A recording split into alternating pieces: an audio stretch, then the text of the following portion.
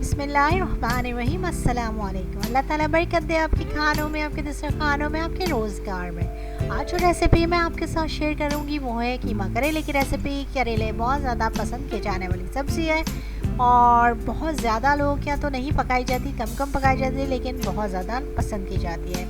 Recipe share करने से पहले मेरे चैनल की तरफ आ जाइए, उसको सब्सक्राइब कर लीजिए, लाइक कर दीजिए, शेयर कर दीजिए और जी रेसिपी स्टार्ट कर लेते हैं। यहाँ सबसे पहले तो मैंने लिया है कीमा, जो कि मशीन का कीमा है, बीफ कीमा मैंने लिया है आधा किलो।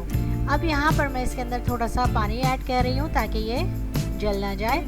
अच्छा, यहाँ पर मैं मसाला भून कर नहीं बनाऊँगी, रफली सा इसको बना रही हूँ, तमाम मसाले एक साथ डाल दूँगी। सबसे पहले मैंने डाला था अदरक लहसुन का पेस्ट 1 टीस्पून ही मैंने डाला इसमें धनिया पाउडर और हाफ़ टी स्पून मैंने इसमें डाला हल्दी पाउडर और इसके साथ ही मैंने इसमें डाला है हाफ़ टी स्पून नमक थोड़ा कम ही रखेंगे क्योंकि हमने करेलों में भी लगाया था। और 1 टीस्पून मैंने इसके डाला है रेड चिली पाउडर, यानी कि लाल मिर्च का पाउडर। और तकरीबन यहाँ पर मेरे पास थी एक बड़ी साइज़ की प्याज को मैंने चॉप कर लिया, बहुत बारीक नहीं था, थोड़ा सा मोटा ही है। और दूसरी तरफ यहाँ पे एक टमाटर मेरे पास मीडियम साइज़ का, उसको भी मैंने डाल दिया। अब तमाम मसाले डाल के ये मैंने इसको मिक्स कर रही हूँ और इसमें थोड़ा सा पानी डालकर और मैं कुकर लगा दूँगी ताकि बहुत जल्दी से मसाला भुन जाए। तकरीबन 6 से 8 मिनट के लिए मैंने कुकर लगाया। उसमें कुकर इसमें लगाऊंगी 6 से 8 मिनट के लिए। अब ये देखिए मैंने मिक्स कर लिया है और बस ताकि इसीलिए लगा रही हूँ ताकि मसाला जल्दी से भुन जाए और हमारी जो डिश है वो फ़ौरन तैयार हो जाए। मेरी रेसिपीज़ को एंड तक ज़रूर देखिएगा। आप लोगों को जो इंग्रेडिएंट्स मिस हो जाए वो आपको डिस्क्रिप्शन बॉक्स में लास्ट में मिल जाएंगे। तो यहाँ पर जी देखिए मैंने कुकर लगा दिया था और आपने इसको खोल कर देखा तो ये देखिए इस तरह से बिल्कुल ड्राई हो चुका। मैंने अभी ऑयल नहीं डाला था क्योंकि मैं इसमें वही ऑयल यूज़ करूँगी जिसमें मैं करेले फ्राई करूँगी। तो यहाँ पर जी देखिए तकरीबन तमाम पानी तो ड्राई हो चुका है, तो मैं इसको मज़ीद भून लूँगी और जो भी इसका पानी है और जो टमाटर और प्याज जो थोड़ा बहुत नज़र आ रहा है इसको अच्छे से भूनूँगी तो ये सब मिक्स हो जाएगा, बहुत अच्छी तरह भुन जाएगा। करेले मैंने किस तरह से करेले काटने हैं या करेलों को किस तरह से हमने यूज़ करना है, मैंने चिकन करेले की रेसिपी बताई थी तो उसमें मैंने पूरा प्रोसेस बताया था। लेकिन यहाँ पर जो है मैं आपके साथ जो बस फ्राई करके ही शो कर रही हूँ, काटते हुए नहीं मैंने क्लिप बनाया था। तो यहाँ पर यह है कि मैंने करेले लिए, उसको वॉश कर लिया और फिर उसको मैंने रिंग में काट लिया था और उसका जो छिलका था वो मैंने नहीं उतारा था, मैंने इसी तरह रिंग्स में काट लिया।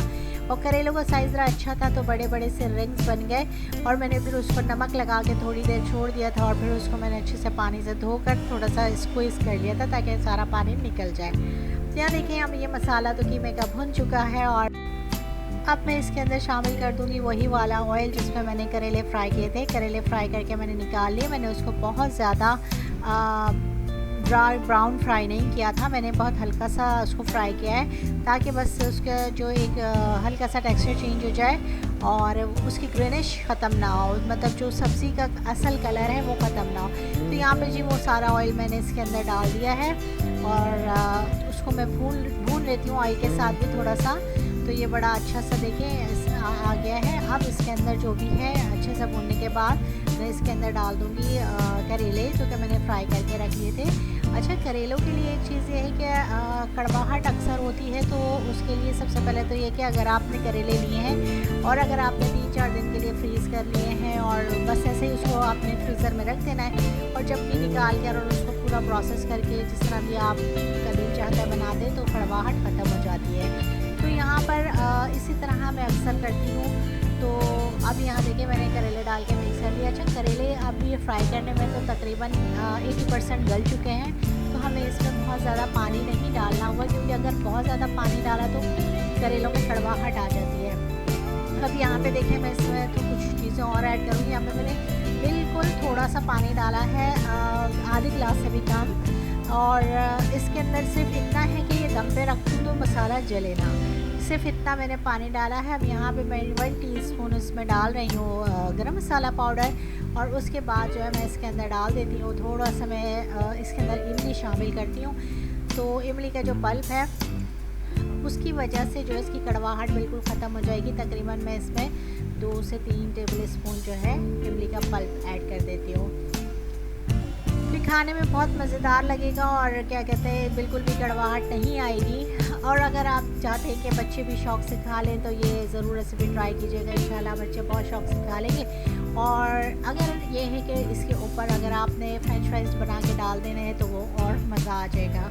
और अच्छा जी, ये तो मैंने थोड़ी देर दम पे इसको रख दिया है, तो करेले यहाँ पर हो चुके हैं तैयार मज़ेदार से और चटपटे से। और थोड़ा सा इसका जायका बड़ा अच्छा सा बन चुका है। कमेंट करके ज़रूर बताइएगा आपको मेरी रेसिपी कैसी लगी। Thanks for watching. अल्लाह निगहबान।